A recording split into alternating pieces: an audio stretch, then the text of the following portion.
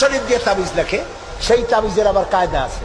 ধান্দা লাগাবার জন্য বলে খালের পানি, বিলের পানি, পুকুরের পানি, টিউবওয়েলের পানি, সালার পানি, খালের পানি, 7 জায়গার পানি, জাফরানের কালি, এগুলো নিয়ে কাগজের উপরে দাগ দিয়ে তারপর কতগুলি নাম্বার লেখে, 752, 313, 1472, 1771।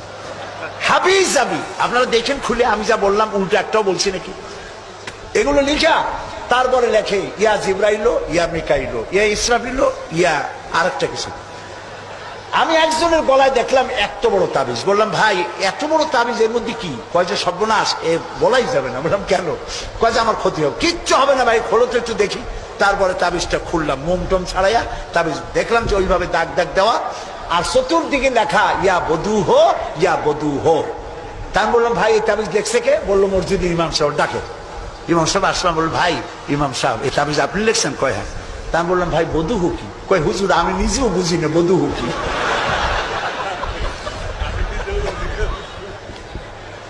এখানে ওলামায়ে কেরাম আছেন, তারা হয়তো জানতে পারেন, আমি আমার বিদ্যা যতটুকু না, আমি বধু চিনি না কি জিনিস। এই সব তাবিজ লিখে লিখে গলায় ঝুলানো হচ্ছে। পীর কাছে যায়, লাল সুতো কালো সুতো নিয়ে যায়, পীর সাহেবরা পরে ফুদায় গিরে দেয়, ফুদায় গিরে দেয়। এই সুতা গলায় বান্ধা, তারপরে এই সব তাবিজ ঝুলানো। হাদিস শরীফে এসেছে শিরক। শিরক, রাসূল এটা করেন নাই। একজন সাহাবী তাবিজের ব্যবসা করেন নাই। ঝাড়ফুঁক করেছেন, ঝাড়ফুঁক করা জায়েজ আছে, রাসূলুল্লাহ করেছেন, সাহাবায়ে কেরাম করেছেন। ঝাড়ফুঁকের জন্য কোরআনের মধ্যে 2টা সূরা শুধু ঝাড়ফুঁকের জন্যই আল্লাহ নাজিল করেছেন, একটা সূরা ফালাক আর একটা সূরা নাস। সুবহানাল্লাহ বলেন।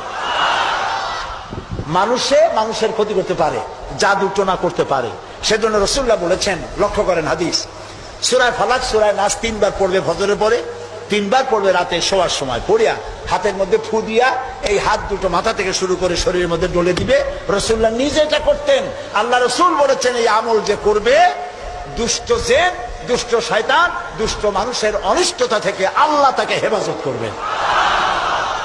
সুতরাং এই তাবিজের ব্যবসা ছাড়া উচিত এবং সব রকমের শিরক থেকে মুক্ত হওয়া উচিত। তাহলে আল্লাহ তাআলা আমাদের প্রতি রহম করবেন। আল্লাহ তাআলা জিজ্ঞেস করছেন, ছেলে মেয়ে সুস্থতা অসুস্থতা মানুষের কাছে চাও কেন?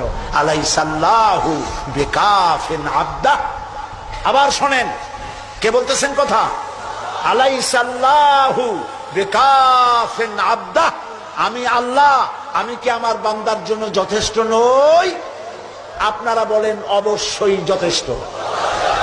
চিল্লায় বলেন অবশ্যই যথেষ্ট। তা আল্লাহ তাআলা যদি যথেষ্ট হন, তাহলে আমরা শিরকের কাছে কেন যাব?